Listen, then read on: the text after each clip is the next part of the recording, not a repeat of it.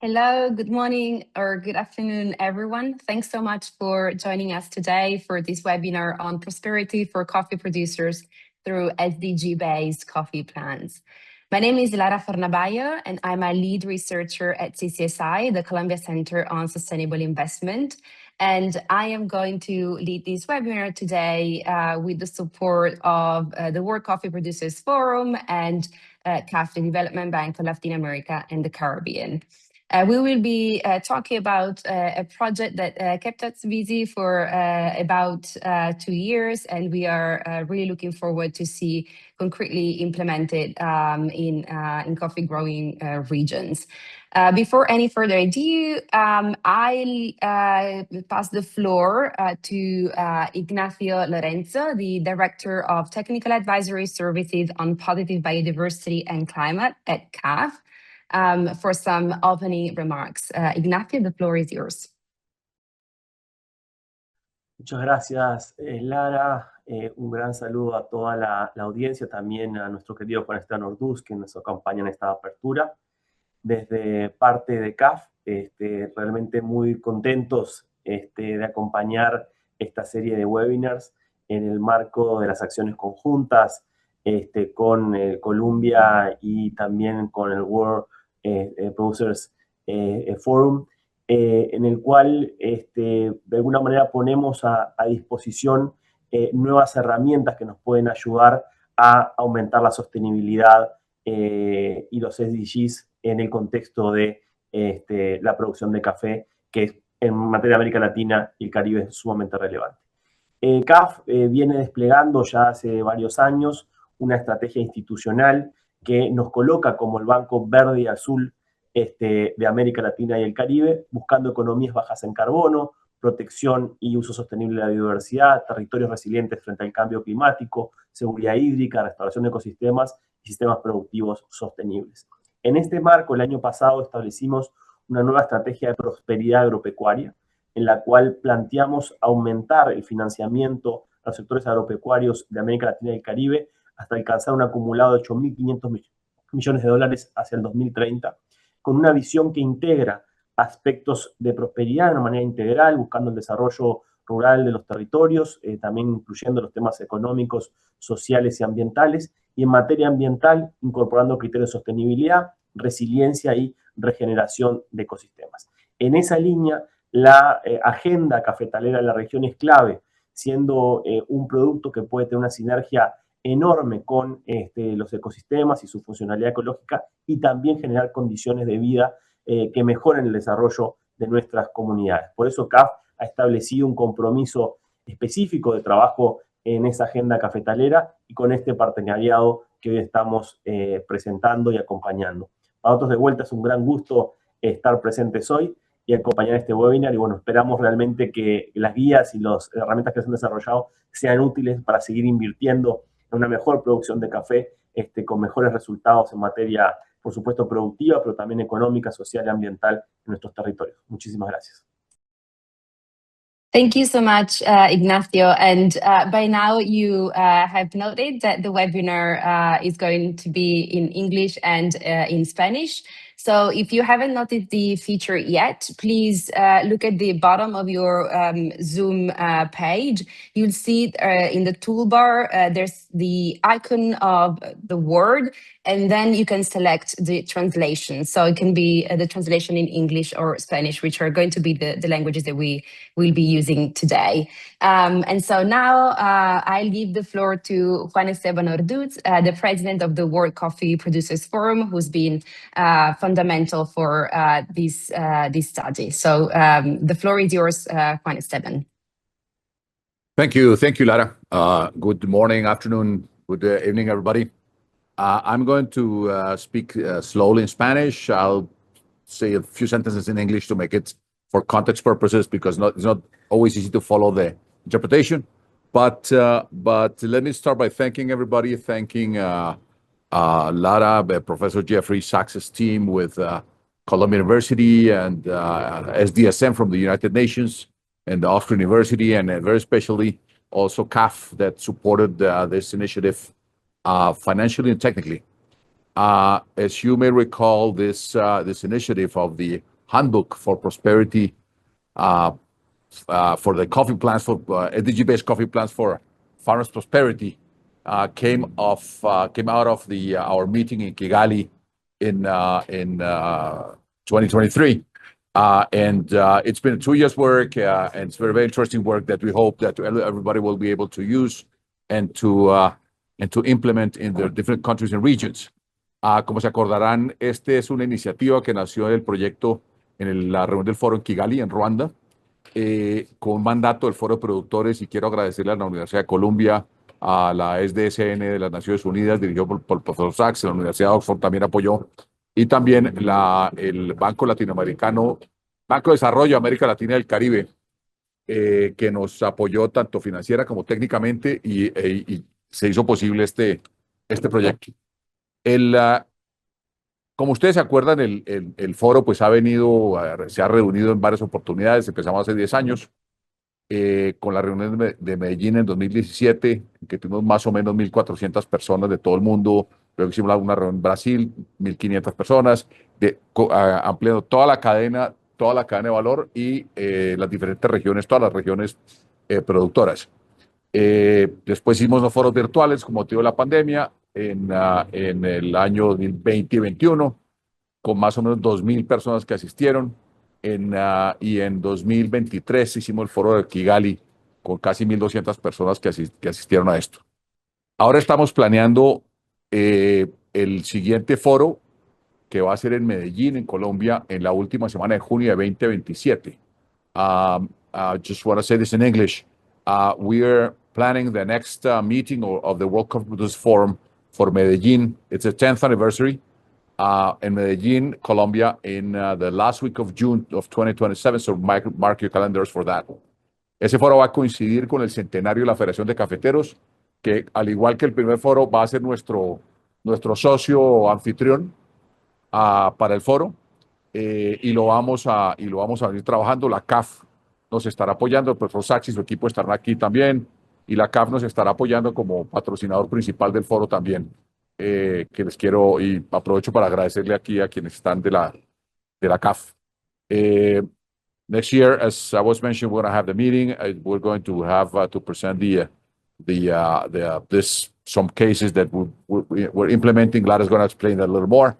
But key thing is we are going to make the next year is going to have like two main or three, let's say, main tracks. The first one is we're going to make a global summit for cooperation in the coffee sector. We're going to have the multilateral organizations. In fact, I met this morning with a long meeting with the World Bank, and they're very much willing to participate. IDB, Africa Bank, Asian Bank, plus many governments. The German government's already on board. The Canadian government's on board. We're working with the U.S. government to make it happen. And different foundations. So we hope to have a global summit for cooperation in the coffee sector, and at the same time show a few cases of how the handbook is being implemented.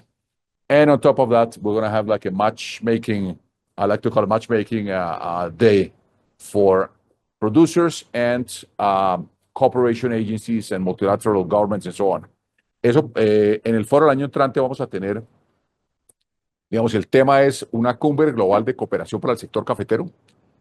Vamos a reunir a los diferentes actores del mundo de cooperación, banca multilateral, fundaciones, gobiernos, la industria, etcétera, para tener no solamente la visión de la cooperación y facilitar la cooperación, sino además en términos prácticos una serie de reuniones entre los productores que iremos programando unas plataformas tecnológicas que estamos diseñando ya, unas plataformas tecnológicas para poder tener reuniones directas entre los productores y los diferentes agentes de cooperación globales. Además de eso, vamos a presentar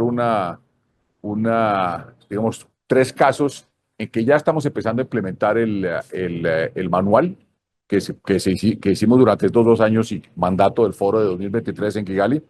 De manera que vamos a tener un foro muy, muy interesante. Repito, la última semana de junio al año 2027.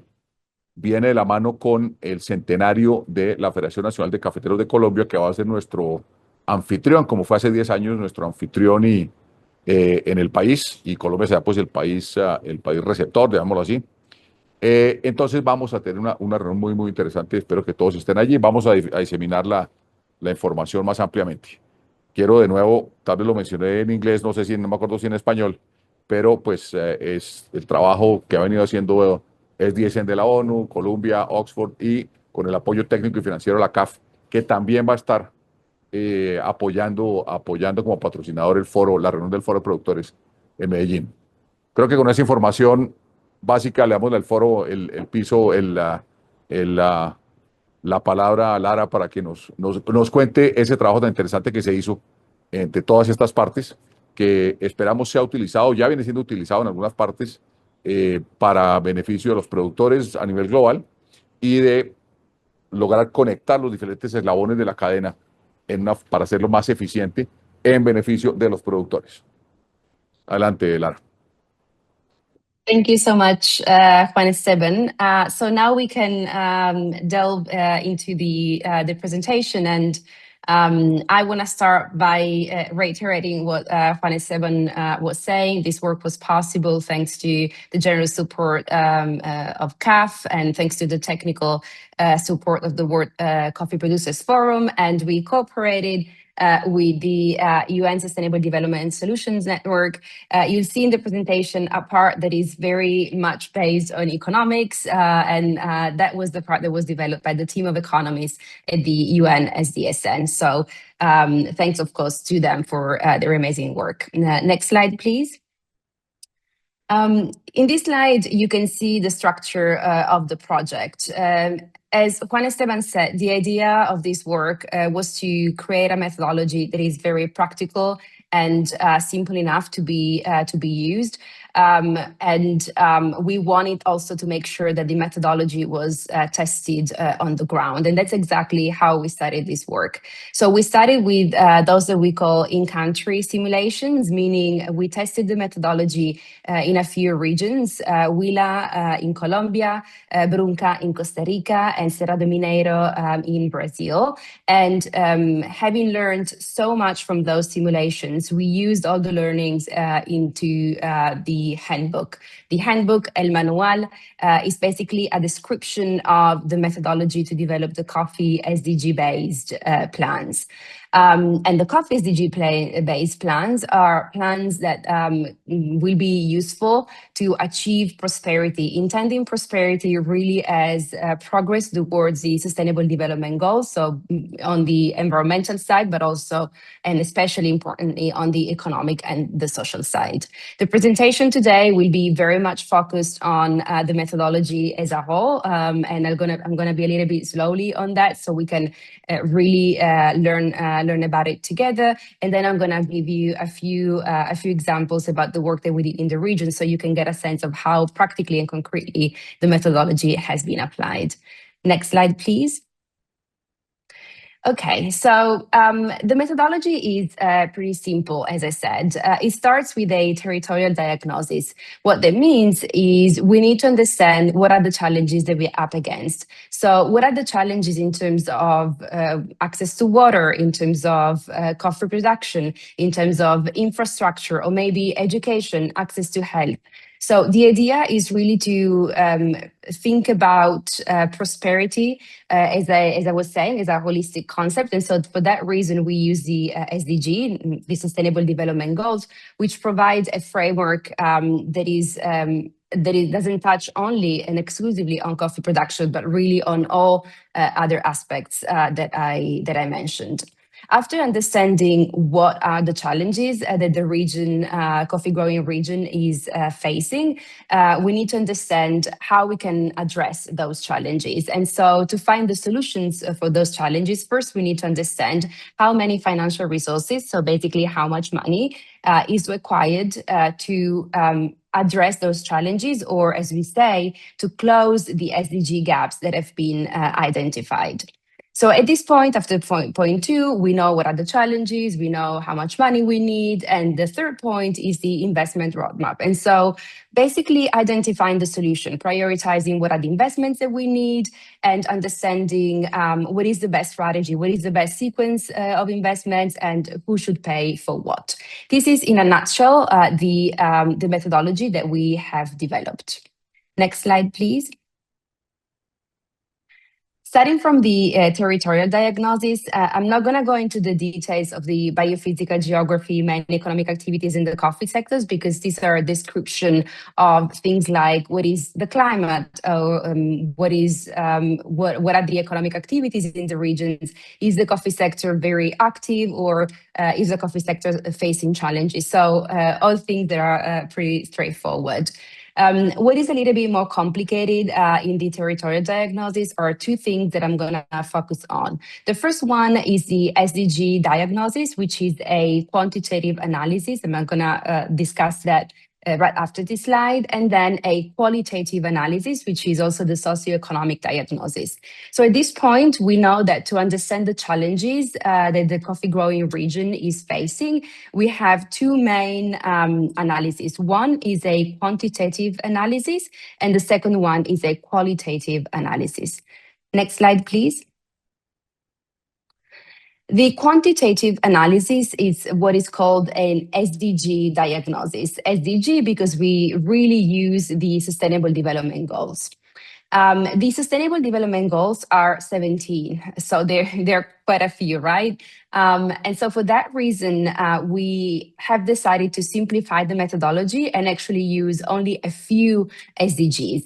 You can see on the slide the SDGs that we have selected, and we have selected these SDGs because we believe that they give a pretty good, a pretty good image of what is the situation in the region. So we cover issues such as social protection, biodiversity, climate, water, energy, digital infrastructure. So we can get a pretty good picture of what the challenges in the region are using only a few SDGs. Of course, the methodology is also flexible. So if other SDGs are preferred, they can be replaced or they can be added to this list that we have suggested in our handbook. The good reason for using the SDGs is that the SDGs are universally recognized, and the world is actually trying to achieve the SDGs. In theory, we have until 2030 to achieve all the goals. We're not really there. So progress is is continuing, but not as fast as we would like it to be. But the other good thing about the SDGs is that, as I said, they are universally recognized, but also they come with specific indicators that have been approved at the UN level and that are really important to understand whether we are progressing towards the SDGs or we're not progressing, or we're progressing but not as fast as we should be. The indicators are a lot. So because we didn't want to make this methodology overwhelming, we selected only a small group of SDG indicators. And as you can see on the slide, the indicators that we have selected are 34. So through these 34 indicators, we can get actually a good idea of whether the region is progressing or not towards the SDGs that have been selected. After collecting the SDG indicators, the methodology is based on the creation of an SDG dashboard, which is basically a table that tells us whether the progress on the SDG is happening and whether it is happening fast enough. It might sound confusing now, but with the examples that I'm going to show you, it's going to be much clearer. Next slide, please. So here you can see the example of the indicators. This example comes from Cerrado Mineiro. As you can see here, we have the priority area social protection. So we have SDG 1 and SDG 2. The number of the SDG is the first number in the second column, and then you have the number of the indicator, which are the second and the third number. That's what the indicator. That's the name of the indicator. If you look at the third column, the indicator description, you can see that you have in the first row, for instance, you have two lines, and then there's a line which is in italics. The reason why we have a line in italics is because in the case of Serra de Mineiro, the indicator 1.1, which is the one we're looking at in row number 1, that indicator wasn't used by the region. The region was actually using the indicator that you find in italics. And so we replaced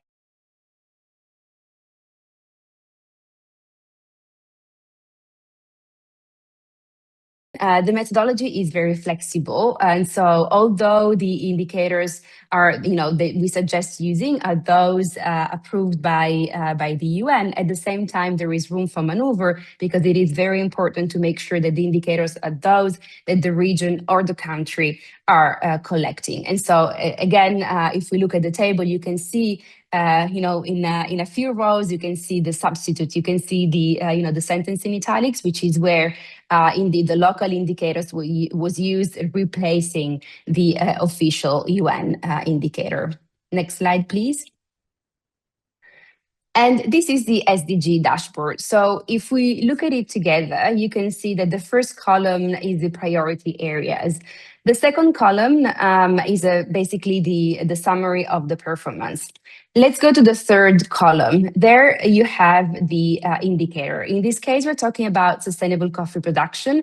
And so we used two main SDGs, SDG 13, which is on biodiversity, and then the 15. In this case, I should say, this is a dashboard that has been developed already a couple of years ago. So please take it with a pinch of salt, meaning the data may have improved by now, and also the data collection that we performed at the time of the simulations wasn't exhaustive, meaning we identified the data and we collected the data that was publicly available, but sometimes this data is proprietary, so you need to actually pay a fee to access it, or sometimes you need some calculation to do that you have to do yourself. So that's the reason why you see in a few columns, you see some missing data in a few columns. So take it as an indication, as an example of what is happening in the region. So as you can see, let's say row number 1, you can see that we only have data at the national level,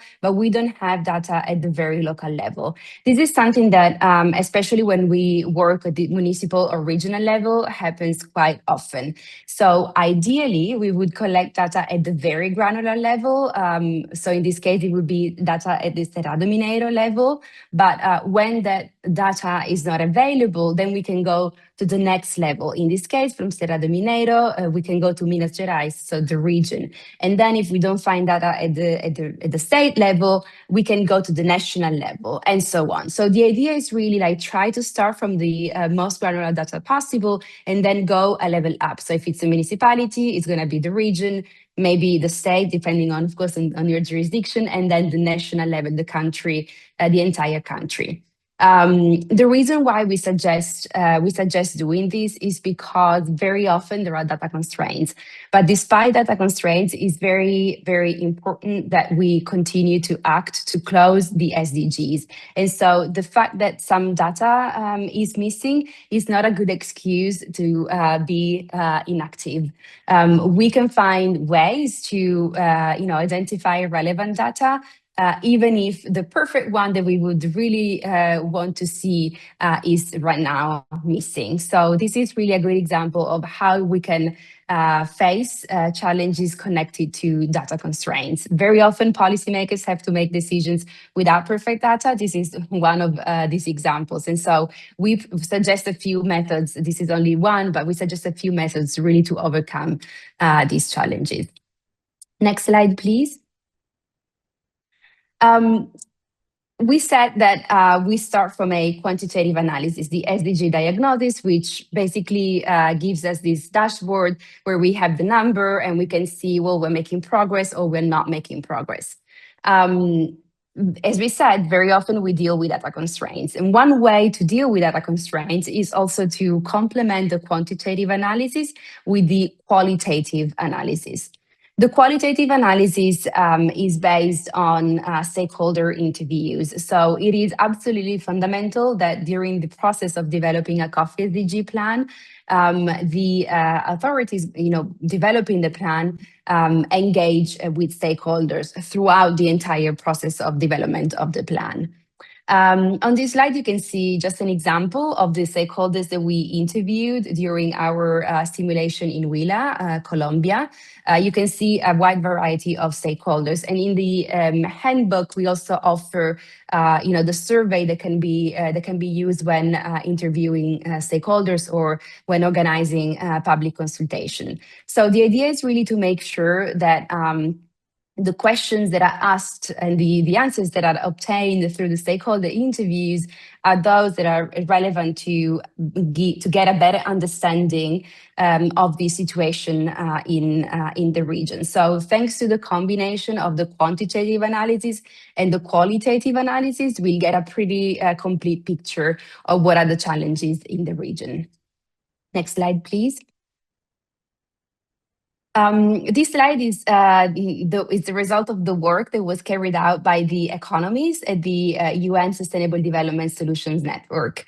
I'm going to be a little bit fast because this is really their work and it's quite technical, but something that I really want to say, and if we can go to the next slide, please, is that although we know that financing modeling is quite complicated, next slide, please.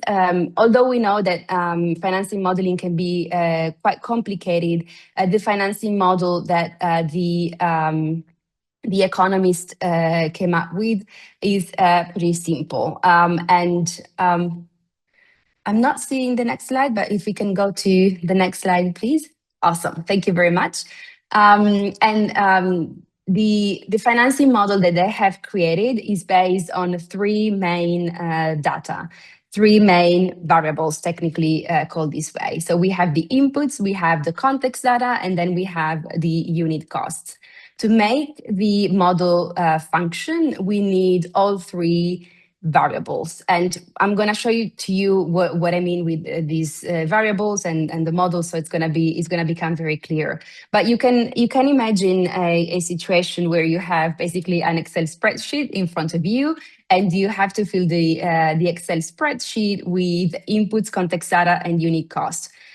Possibly we should have projection from, this work was from 2023, so projection from 2023 up to 2030, so to see also how the cost will evolve over time. The model per se is an Excel spreadsheet with an equation, and so once you include the data, the inputs, the context data, and the unit cost, the model automatically calculates the result. We have the description of all the inputs, context data, and unit costs needed in the handbook, so you can look it up and get a very concrete idea of what I'm talking about. Next slide, please. To give you a better sense of what the financing model does, we can think about the health and well-being SDG. So the objective of the health and well-being SDG, which is SDG 3, is universal health coverage. So everyone should have access to health, to clinics, to clinics in the rural areas, urban areas. It doesn't matter. They should all have access to health coverage.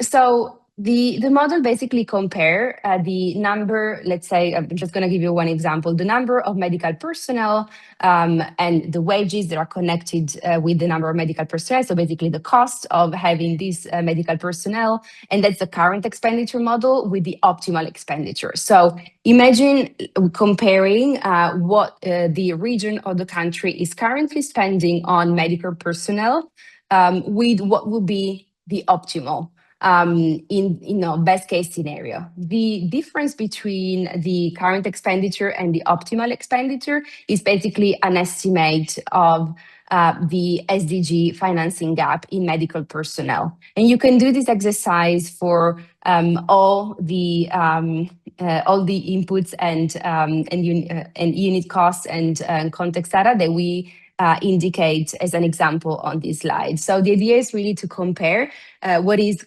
the expenditure currently with the optimal expenditure. And at that point, we get an estimate of what would be optimal. And that estimate is exactly the rough calculation of how much money is needed to close the SDGs. So that's the model that we have created. Next slide, please. The investment roadmap is when we have, at this point, identified the challenges, and that was phase one. So in phase one, we have conducted a quantitative analysis and a qualitative analysis to understand exactly what are the challenges that we're up against.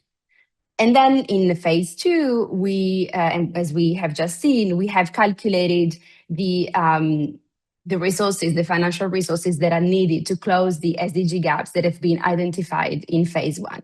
And now in phase three, we look at the investments, and we need to design an investment roadmap. The first thing to do when you have to design an investment roadmap is to distinguish between high priority investments and secondary priority investments. Of course, all the investments are important, but because we are aware of how scarce resources are, it is really fundamental to distinguish between what needs to come first because it is high priority and what needs to come after because it's secondary priority. So there are these two big buckets, the high priority and the secondary priority. And then within the two of them, we have designed categories of investments. And these categories of investments are those that you see in yellow on the slide. And so we have on-the-farm investments for livelihood, infrastructure investments for the community, and investments in social services. So if I want to give an example, when I speak about on-the-farm investments for livelihood, I refer to everything that is needed to make a farm function. When I refer to infrastructure investments for the community, I'm thinking, for instance, to roads that are adequate for all seasons. Even during the rainy season, they don't get flooded, they're good roads. And if I think about investments in social services, I'm thinking, for instance, about education or pensions for the farmers. Next slide, please. Now, the difficult thing, as I was saying, is to identify what is high priority and what is secondary priority, because it's true that everything is very important, but we need to really be aware of what are the priorities to make sure that we are maximizing our scarce resources. And so to identify the high priority versus the secondary priority, we have come up with a simple methodology that is very much connected to the quantitative and qualitative analysis that we have described for phase one.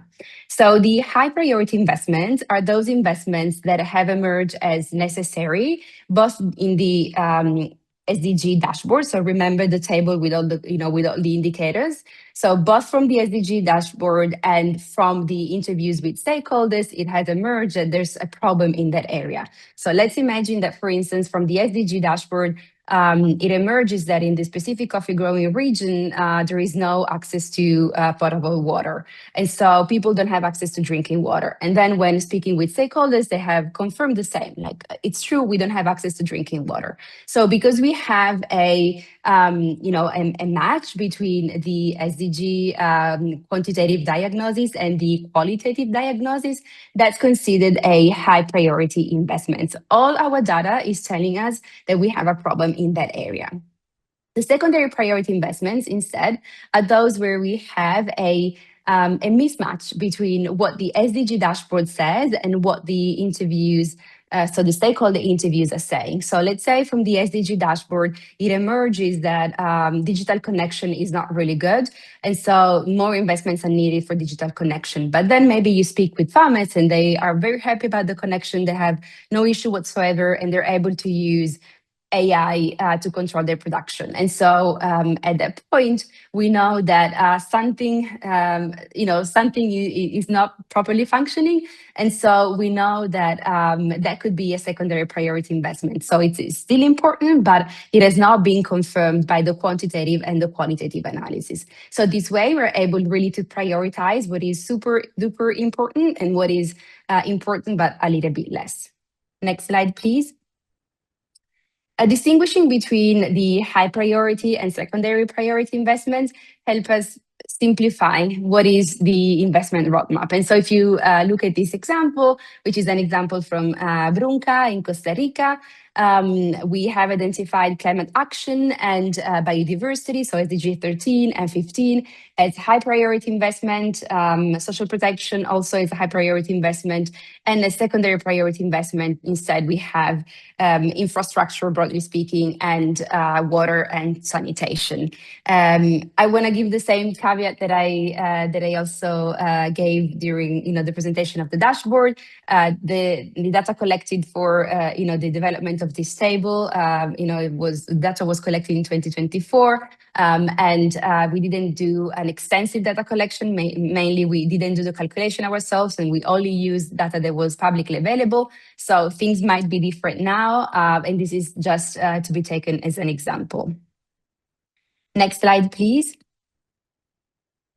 So at this point, we said we have a high priority investment, we have secondary priority investment, and within these two buckets, we also know that we have investments that make the farm function, investments are important for the infrastructure, investments are for social services, so education, health, social protection, but also there's another circle on the slide, and that's the enabling environment.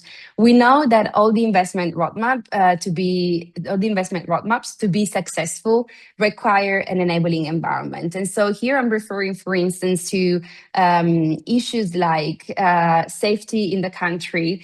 So coffee growers feel safe when they go to work. Or I'm referring to land tenure. Very often smallholders around the world don't have a title to prove their property, or their title on the land, and therefore that's an impediment to long-term investments.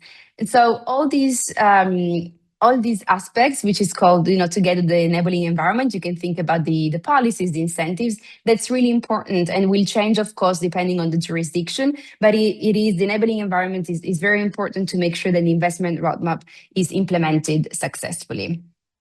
Next slide, please. This is a slide that gives you an example of why it's important to distinguish between investment typologies. So in this case, we focused on the farm investments for livelihood. So as I said, what is needed, at least at the very minimum, to make sure that coffee growers can continue producing. And so you can see here, for instance, the first row is the purchase of seedlings, agrochemicals, and machinery. What this table does is to connect the objective. So we need to purchase, as a farmer, I need to purchase agrochemicals, for instance. It connects the objective with the financing tools that are available and with the actor. So basically, what is the most suitable actor to pay for the specific investment? Depending on the region, depending on the various circumstances of the region, one financing tool will be more appropriate than another one. And so that, of course, really depends, it goes case by case. So for instance, public subsidies are very, common in some regions of the world, a little bit less in some others. And so when public subsidies are not available, then we have other strategies that are illustrated in the handbook. This type of table is in the handbook. You can find it in the handbook for all typologies of investments. So you can really refer to it to understand the various financing tools that are available, but also to match that financing tool with the appropriate actor. Next slide, please. So at this point, we know what the challenges are. We know how much money we need to address those challenges. We have developed an investment roadmap, but the work is not done. It is absolutely important that the investment roadmap is validated by stakeholders. As I said at the very beginning, the Coffee SDG plan requires stakeholders' engagement throughout the development of the plan. And this is one key moment when the investment roadmap is presented to stakeholders, and stakeholders can provide their input to make sure that the investments selected are really the needed one. Next slide, please. We can skip it. Let's go to the next slide. Thank you.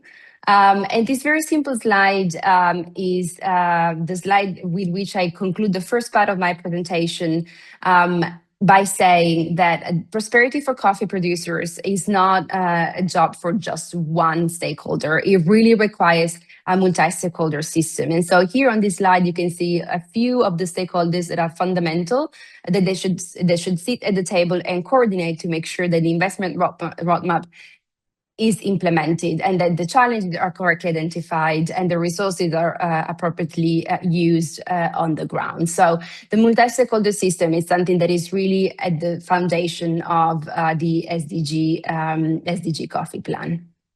Next slide, please. Although I'll be rushing a little bit through these examples, I'm going to fly through this part of the presentation. I want to give you a few examples of the work that we did in the region. The slide that you see now is a slide summarizing some general trends from the region of Brunca. Always the same caveat. This is the result of the consultations and data collection that we did a couple of years ago. And so always take it with a pinch of salt. It emerged that in Brunca, there was a big focus on social and economic aspects. And there was a relative decline of the importance of the coffee industry in the region. Next slide, please. And next one again. I think this is a good one because it is an example of the dashboard. This is the dashboard that we developed for Brunca. And as you can see here, you have many areas here. That's why I like this slide so much. And you can see that, for instance, if we take energy, the SDG has been achieved, meaning all the data that we have collected show that there is good progress. And indeed, you see that everything is green. The two indicators are both green, and so the area is green. If we look instead at the water and sanitation, you see that the general assessment from the dashboard is significant challenges remain. In the case of water and sanitation, so the SDG number 6, we have collected a few indicators, and you see that the first indicator is orange, the second one is green, the third one is yellow, and the fourth one is green. So now you might think, well, it's not that bad. You have 2 greens, 1 yellow, 1 orange, and that's correct. But when we do this kind of analysis, we let's say we give the color, we color code the region using the worst indicator among all that we have collected. And so in this case, because we have 1 orange, the entire area is considered orange, which means there are significant challenges that need to be addressed. And in this case, of course, let's say the biggest issue is the proportion of the population that is using using safely drinking water services. So this gives you an idea of how the SDG dashboard has been used in the region. Next slide, please. In this slide, you see the connection between the table that summarizes the difference between high priority investments and secondary priority investments, and the table with the objective, the financing tools, and the actor. So you can see here, for instance, that when it comes to the purchase of seedlings, agrochemicals, and machinery that we looked in one of my previous slides. Previously, we had this aligned with subsidies. It's not appropriate, we think, for Brunca, and so we actually suggest another way to purchase seedlings, agrochemicals, and machinery. Again, the idea In this case was not to be super precise, but the idea was really to make sure that the financing strategy and the investment strategy was really tailored to the specific region. Next slide, please. And next again. Thank you. And here we have Huila, compared to Brunca, where we saw that the coffee economy was relatively losing importance. In this case, instead, in Huila, the coffee industry remains economically significant, and the Coffee Federation remains really robust. Next slide, please. We see, however, a few challenges, and maybe we can go to the next slide again. If we, in particular, we focus, next slide, please. Thank you. In this case, we want to focus on sustainable coffee production, and you see that the indicators that we have collected show some lack of progress, and therefore the entire area is red. Again, this doesn't mean that right now this is the situation. There have been limitations to our data collection, as well as the data that I'm showing are now quite old. You can see also what emerged from the qualitative review. So in this slide, you can see how you can bring together the dashboard, the SDG dashboard, with the qualitative review, and indeed the qualitative review confirmed our diagnosis. Next slide, please. I think we can fly and go to the next one. Cerrado Mineiro. Cerrado Mineiro is the last region that we analyzed. It's a region that shows. Next slide, thank you. It's a region that shows different trends compared to the previous two, and mostly issues were connected to water resource management and informal employment. Next slide, please.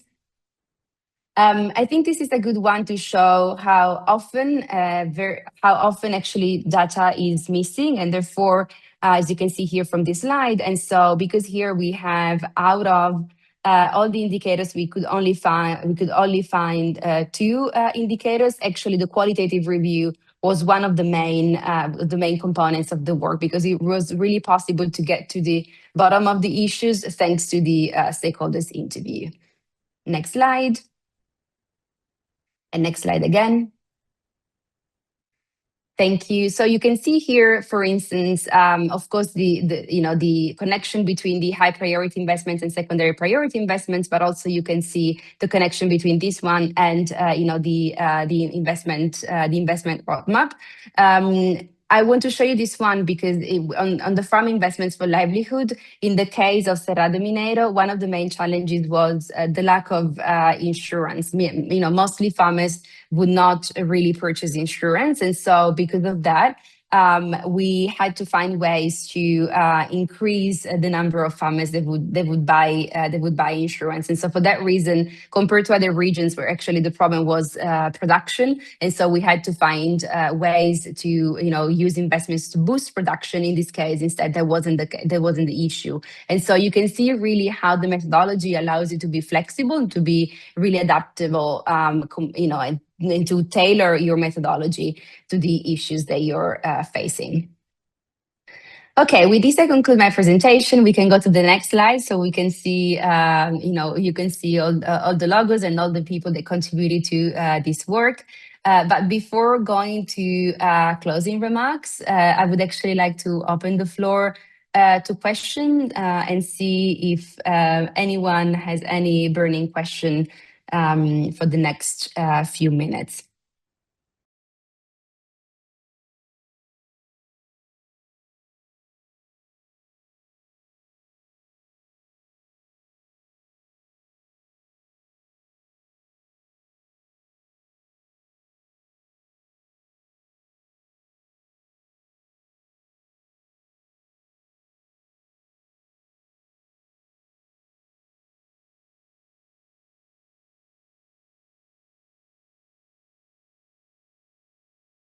I'm seeing a question about data collection and the challenges connected to data collection, and that's a very spot-on question because we indeed faced many challenges connected to it. First, let me start by reiterating the concept that I said at the very beginning, meaning data constraints is something that in several regions, if not all regions, is a problem that we have to face. And so by no means data constraints can be an excuse not to act. So it is absolutely important to make the most out of the data that is available. Data constraints can be addressed in a variety of ways. I showed already one way to do it, when looking at granular data, trying to get data, if not possible at the granular level, maybe at the national level, maybe the regional level. So that's one way. That's one way to do it. Another way to do it is to speak with experts. So very often experts would actually be able to tell you, to provide you with an image of the challenges that can be then described in a number. Of course, this is more an assumption, but speaking with experts is one way that is very often used. Another way is to look at the literature. So sometimes the literature actually, provides data that has been calculated by the authors of the article that you're reading. Sometimes even authors from other regions, and so that's also a way in which you can face data constraints. So you can be, I would say, creative about it. But the idea of the handbook is to make sure that all these steps are very clear. So you can find suggestions on how to face data constraints in the handbook directly, and you can use the handbook really if you're facing these challenges, with the idea really to make sure that you act despite some uncertainty. And with this, I wanna start our comments, our closing remarks, our round for closing remarks. And so first, I will give the floor to CAF, and in particular, we welcome Miguel Guzman, who's the Principal Executive and Agriculture Specialist within the Technical Advisory on Positive Biodiversity and Climate team. Miguel, the floor is yours. Well, okay. Thanks for that great presentation, Lara. I will switch to Spanish now. Bueno, primero, quizá expresar que estamos muy contentos nosotros como CAF, como banco, respecto al trabajo que hemos coliderado, que hemos llevado adelante de manera conjunta con CCSI y las capacidades técnicas instaladas en el equipo. El trabajo cercano con el sector cafetalero desde el Foro Mundial de Productores de Café, y obviamente todo el aporte técnico que hemos puesto como banco. Esto principalmente por el hecho de que reconocemos claramente el rol, la importancia de la actividad cafetalera, no solamente en términos de oportunidad productiva, sino también de los importantes impactos sociales e impactos ambientales que puede aportar el sector.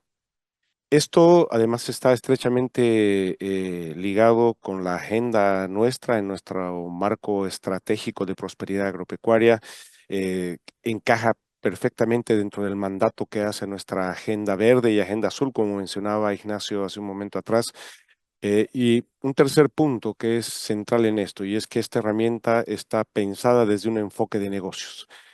Tiene que ver con el diseño de política pública, pero tiene que ver también con la construcción de una hoja de ruta desde el sector privado, con una visión clara de las oportunidades, una visión clara de los alcances y los aportes centrales que puede hacer el sector cafetalero en cada uno de los países, y cómo todo esto puede constituirse en una base nuevamente de prosperidad, en una base de mejor proyección de futuro, tanto para los productores en el eslabón primario como para todos los otros actores productivos dentro de la cadena de valor. En ese sentido, nuevamente, thanks for the presentation, Lara. Muchas gracias por el espacio también, Juan Esteban, y bueno, todo el trabajo que viene por delante todavía compartido con los países con los cuales vamos a trabajar en este arranque de aplicación del manual. Y bueno, como siempre, estamos manos a la obra. Thank you so much, Miguel, for these final words. And then I leave the floor to Juan Esteban. Juan Esteban, the floor is yours. Thank you, Lara.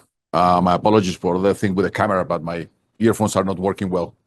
No, I just wanna say a few words and add to what Miguel just said. The great work that team did in putting together this handbook. As you have seen, everybody attending here, it's a very practical tool.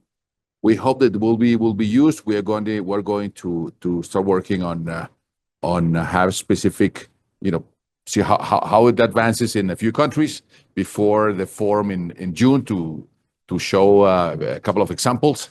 And the final comment is, we hope that you really mark down your calendars the last week of June. And that is because, again, it's going to be a very interesting forum.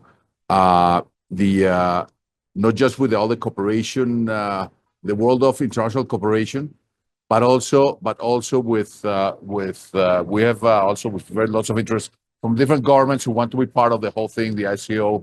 And so I think it's going to be a very rich discussion.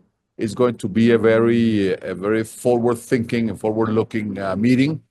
And we hope that we will show all these results to you.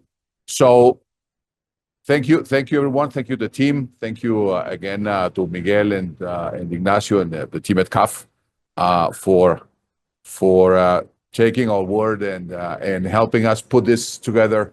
That was something that the farmers, the coffee producers, really were looking for since our meeting in Kigali. So thank you, everybody. I guess it's we'll see you guys very soon. Maybe we'll end up having at some point another webinar because there's a lot of interest in it. So thank you, everybody. Thank you so much, Juan Esteban.